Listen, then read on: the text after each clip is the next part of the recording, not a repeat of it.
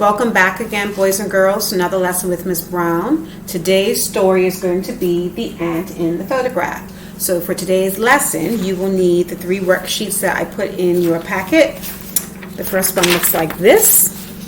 Okay, this one is all about story elements.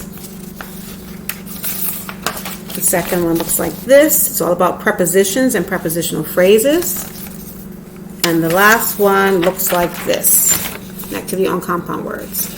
Okay, so we're going to start with the first one. So I know that I've definitely done story elements with you. Do you remember what story elements are? So basically in a story, if you're able to pull out some important parts, it's going to help you have an overall understanding of the story. So the story elements are the characters. Do you remember who the characters are? So the characters are the people or animals in the story with dialogue or actions. So it can be people, animals, it can be a cloud, it can be a river. Any person or entity in a story that does some talking, has some dialogue or some action, will be a character. The setting, that's where the story takes place. A problem, all good fiction stories should have a problem. This is a challenge or something goes wrong. The events, these are the sequence of things that happen. Okay, first this happened and then this happened next. And then last, the solution, how a problem gets solved. So unless you forget these terms, you don't have to write this part down. All I want you to do is that for this story, The Ant in the Photograph, after you listen to it and read it, try to pull out the story elements. So this story is actually about a boy, and for school he created this fantastic project and someone destroyed it. And he was really upset because he wanted to show his dad.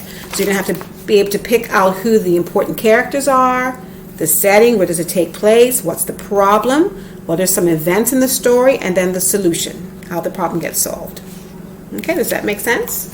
All right, next we're going to go on to prepositions. This is going to be a little bit tricky, prepositions.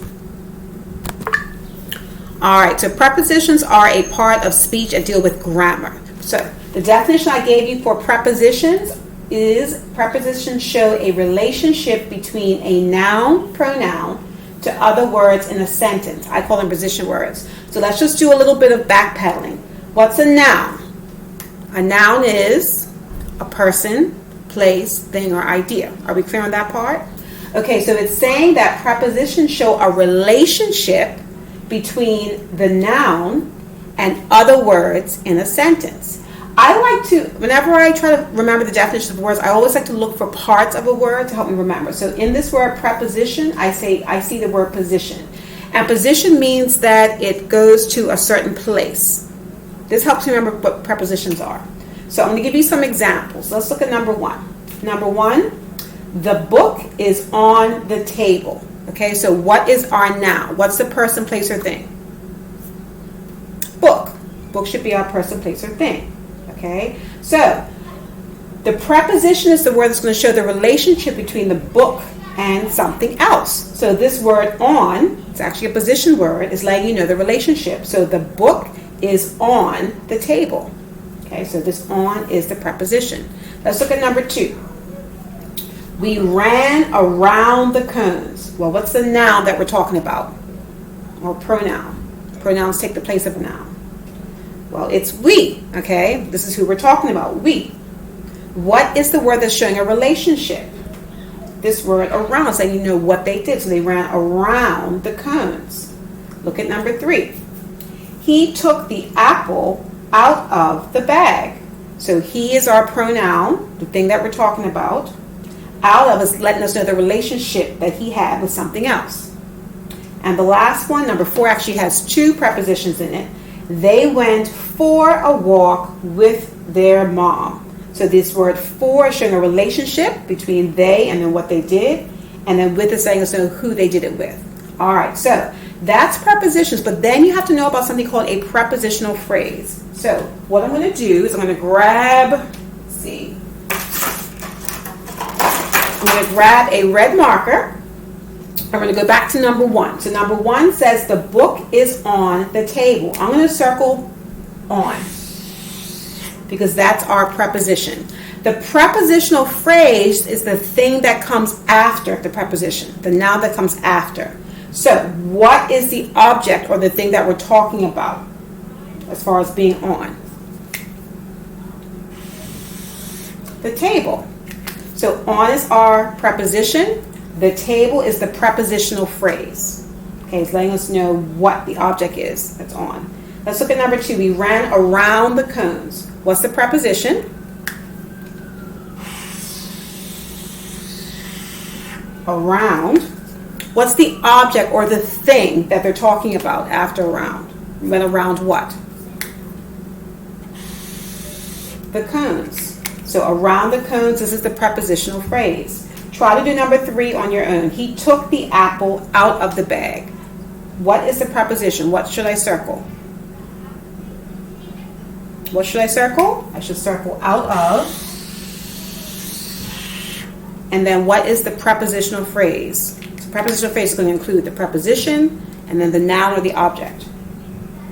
Okay, so I hope you said the bag. And then the last one, number 4, they went for a walk with their mom. We have 2 prepositions. So what's the first preposition?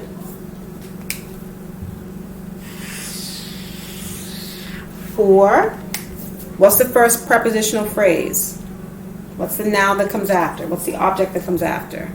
For a walk. And what's the second preposition?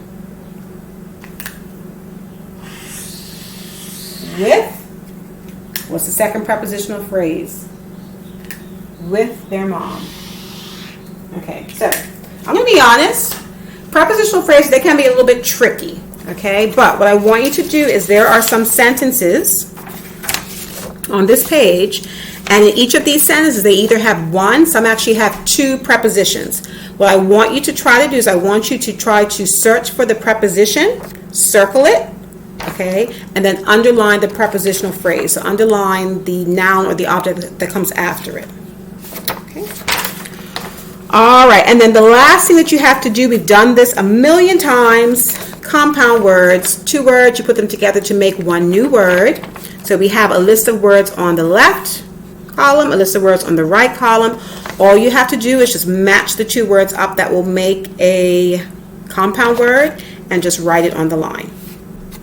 Okay? All right, so make sure that you listen to the and in the photograph, that you read it, answer comprehension questions, but you also do these practice activities just for review and a little bit of enrichment. Okay, so we have 1 more lesson this week, and I will see you in that next lesson. Bye.